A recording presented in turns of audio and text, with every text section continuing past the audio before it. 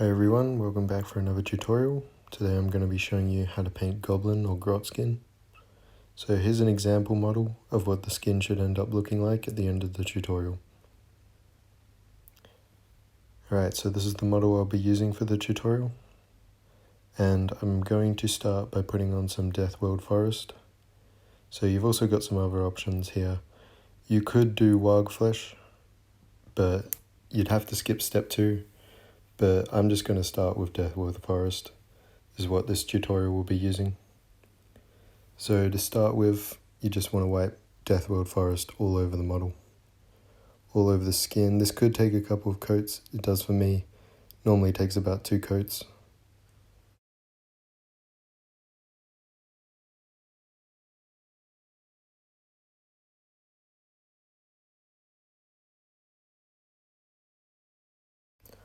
Alright, so this is the model after the first coat. You can see it's still pretty dark. So I'm just going to do a second coat here.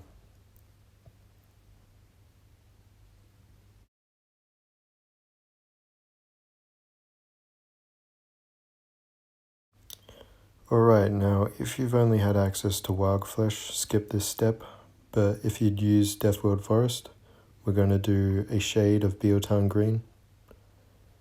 So I'm just going to wipe this all over the model, just like before. Make sure it's not pooling too much. You don't want any giant shiny patches on the model. So just spread it around evenly. Make sure it hasn't pooled in any hoods or cloaks or stuff. This is just to create some shadows in some of the grooves of the muscles.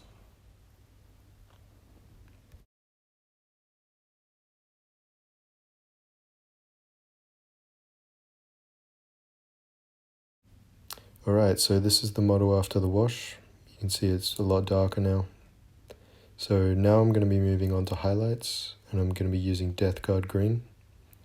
Alternatively, you could add some white to Death World Forest. Should work pretty much the same if you try and get the color right. So now I'm just highlighting all those muscles. You do want to put this on pretty well because we're going to be doing one more highlight after this.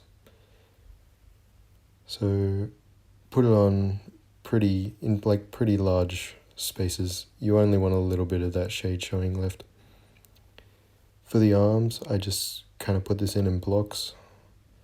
So here I'm just creating a big block on the arm. But you do want to leave some of that shade behind, so kind of split it into parts on the arm. So you want a big block and then another big block, and just leave some of that shade behind in like lines to kind of differentiate the muscles. And for the hands, just pick up all the raised areas.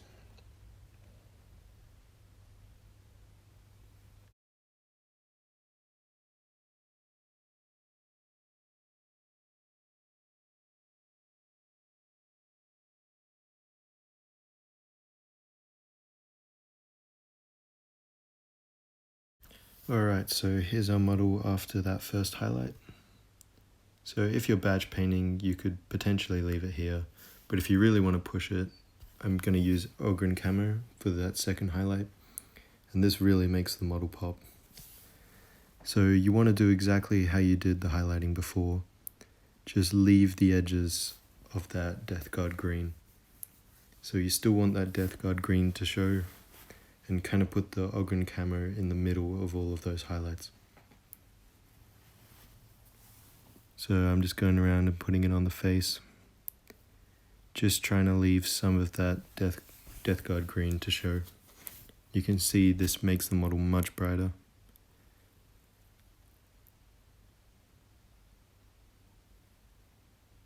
So if you've got any hard edges, like I did with this arm here, you can kind of use a dry or like slightly damp brush to just kind of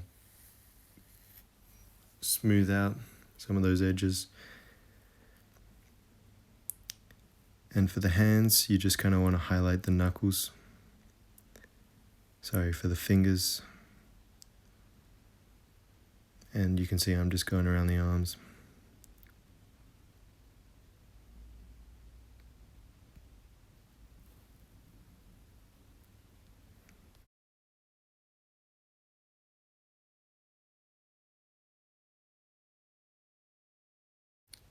Alright, so here's the model after those highlights.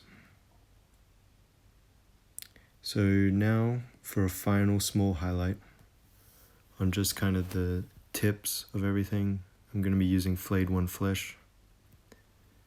So this I'm going to use in pretty small amounts. So I'm just doing the tip of the nose, tip of the chin there, the very tips of the knuckles, and just a line down each arm. Just a short line. You don't even really need to do the arms. This is just to make some of those sharper features pop.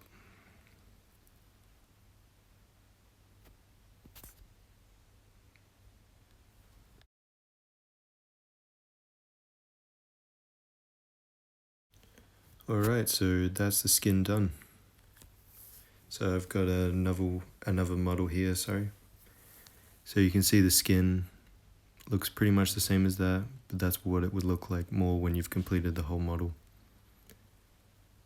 So I've just got one more model, and you can see in a group, these guys look pretty good with that skin.